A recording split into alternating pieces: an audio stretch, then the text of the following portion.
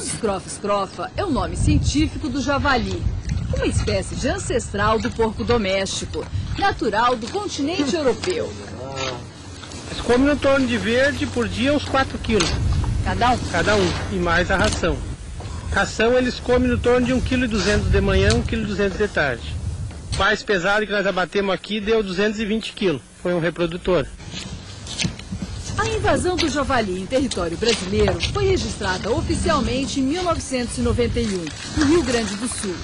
Essa história começou quando a espécie exótica foi introduzida para a caça na Argentina. Livre na natureza, o javali se espalhou, passou para o Uruguai e atravessou a fronteira do Brasil.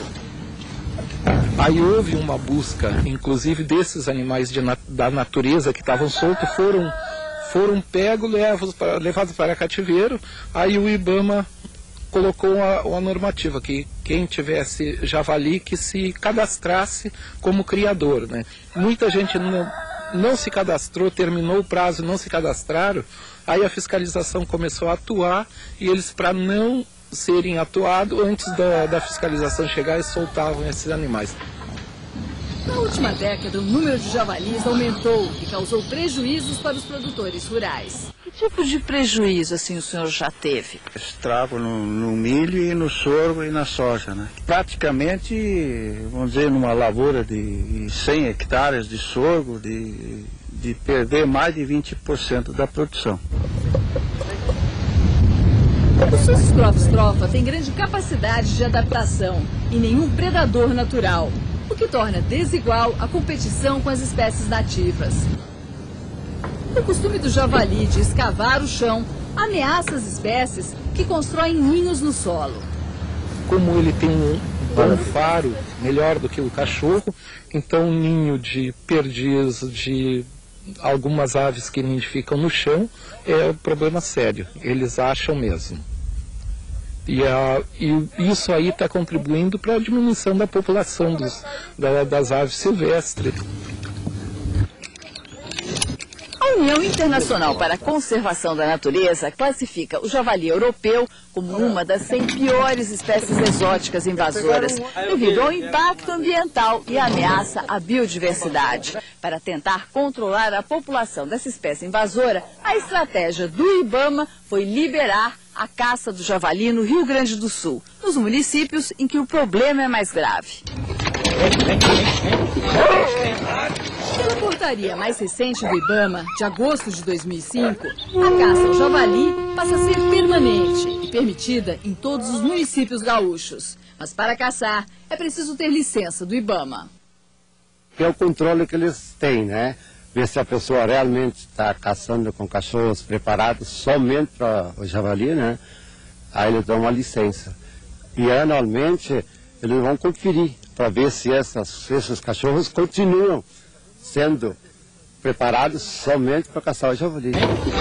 A exigência de cães treinados para caçar apenas javali é para evitar que animais nativos sejam abatidos. No Brasil, o javali foi a única espécie invasora com portarias específicas permitindo a caça.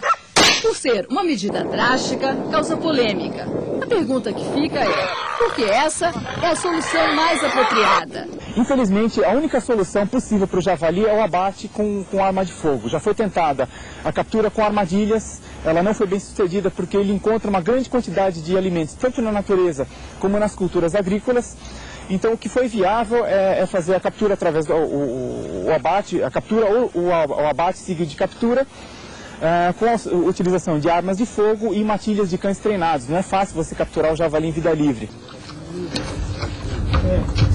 Não existem estatísticas sobre o número de javalis no Brasil, mas a espécie invasora já causa problemas em vários estados brasileiros. Além do Rio Grande do Sul, também está no Paraná, Santa Catarina, Minas Gerais e Bahia. Eu tenho uma posição um pouco de cautela em relação à caça como um esporte, mas acho que em determinadas situações é fundamental. No caso do javali, não vejo outra solução. Ele compete por espaço, ele compete por comida, ele compete por, inclusive, ele tem o potencial de cruzar com espécies nossas nativas. E isso, com certeza, é inclusive um dos grandes riscos ao próprio banco de germoplasma, digamos, da biodiversidade brasileira. A biodiversidade e os javalis são vítimas de políticas equivocadas. A primeira coisa que tu deves fazer é ter uma política transversal. Ela não é uma coisa que pode permear apenas aos órgãos de meio ambiente ou às ONGs ambientalistas ou a meia dúzia daqueles que depois vão ser considerados radicais contra o progresso e o desenvolvimento. Não, ela tem que ser uma política transversal. Os riscos aumentam com a introdução de várias espécies invasoras. Especialistas alertam que problemas ainda maiores virão e podem fugir de controle. Um exemplo é a introdução de peixes exóticos. E quando tu dissemina um elemento na água, é muito mais complicado para fazer o controle do que em próprio terreno de campo aberto.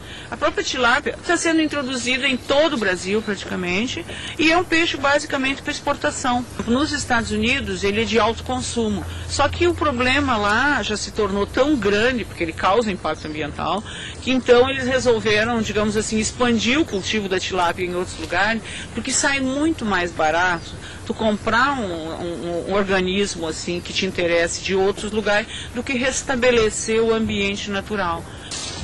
O Brasil tem armas para evitar os perigos das espécies invasoras, porém não as usa.